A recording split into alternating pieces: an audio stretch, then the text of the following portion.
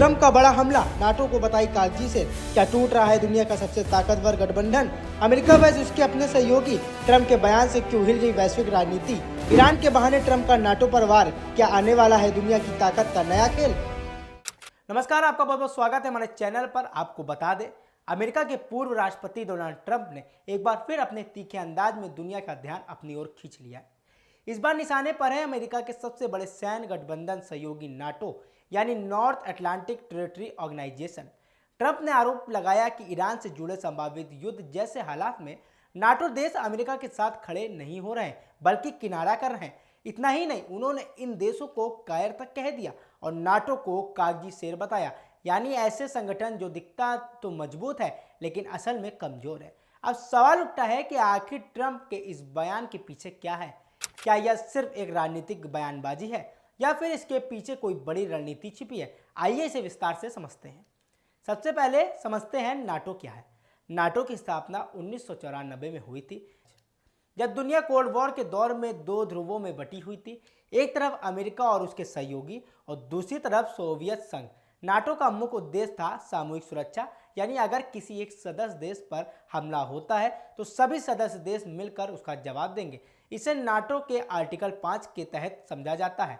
लेकिन अब 21वीं सदी में हालात बदल चुके हैं। सोवियत संघ का विघटन हो चुका है, लेकिन नाटो अब भी सक्रिय है और उसमें 30 से ज़्यादा देश शामिल हैं। ऐसे में सवाल यह उठता है कि क्या नाटो आज भी उतना ही प्रभावी है जितना पहले था?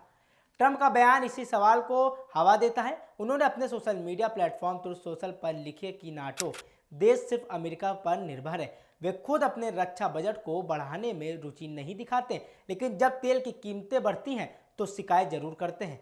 यह ट्रंप का इशारा सीधे सीधे यूरोपीय देशों की ओर है, जो लंबे समय से रक्षा खर्च को लेकर अमेरिका के निशाने पर रहे हैं। ट्रंप पहले भी राष्ट्रपति रहते हुए यह कह चुके हैं कि नाटो देश फ्री राइडर है, यानी सुरक्षा अमेरिका दे रहा है लेकिन खर्च नहीं उठा रहे हैं। अब बात करते हैं ईरान की। मध्य पूर्व में ईरान लंबे समय से अमेरिका के साथ तनाव में रहा है, खासकर परमाणु कार्यक्रम को लेकर विवाद लगातार बना हुआ है। अगर अमेरिका ईरान के बीच किसी एक तरह का सैन्य टकराव होता है तो सवाल उठता है कि क्या नाटो देश उसमें अमेरिका का साथ देंगे? जब वह बिंदु है जब ट्रंप ने अपनी नाराजगी जाहिर की। उनका कहना है कि जब अमेरिका अपने सहयोगों की रक्षा करता है तो बदले में उसे उसी तरह का समर्थन मिलना चाहिए। लेकिन हकीकत यह है कि नाटो एक रक्षात्मक गठबंधन है, यानी यह भी सक्रिय होता है जब किसी सदस्य देश पर हमला होता है, न कि जब अमेरिका किसी तीसरे देश के खिलाफ कार्रवाई करता है। यानी अगर अमेरिका ईरान के खिलाफ खुद युद्ध करता है तो जरूरी नहीं कि नाटो देश उसमें शामिल हो। यही वजह है कि कई यूरोपीय देश ऐसे संघर्षों से दूरी बनाकर रखते हैं, क्योंकि वे इसे अपनी सीधी सुरक्षा से जुड़ा मुद्दा नहीं मानते। अब यहाँ एक और दिलचस्प पहलू है। तेल की राजनीतिक मध्य पूर्व दुनिया का सबसे बड़ा तेल उत्पादक क्षेत्र है और यह किसी भी तरह का युद्ध वैश्विक तेल बाजार को प्रभावित करता है। ट्रंप ने अपने बयान में यह भी कहा कि नाटो देश तेल की कीमतों को लेकर शिकायत करते हैं, लेकिन जब सुरक्षा की बात आती है तो पीछे हट जाते हैं। इसका सीधा मतलब यह है कि ट्रंप नाटो देश पर चुनिंदा भागीदारी का आरोप लगा रहे हैं, यानी जहां फायदा है वहां मौजूद है और जहां जोखिम है वहां गायब है। अब इस पूरे घटनाक्रम को राजनीतिक नजरिए से भी समझना जरूरी है।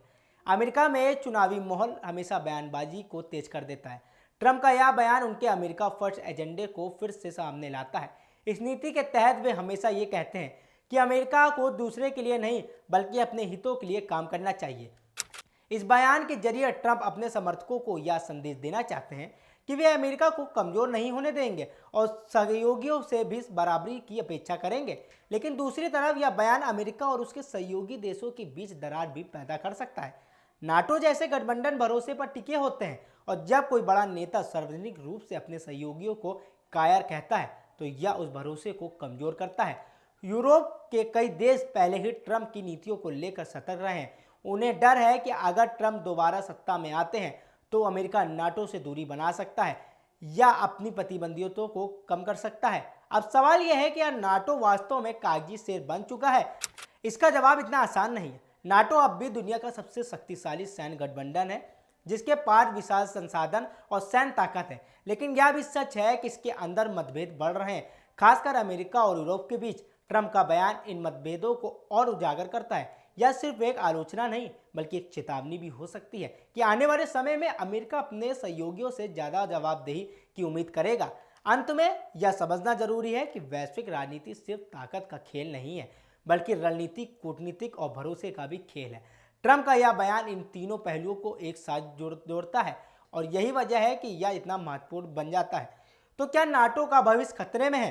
क्या अमेरिका और उसके सहयोगियों के बीच दूरी बढ़ेगी?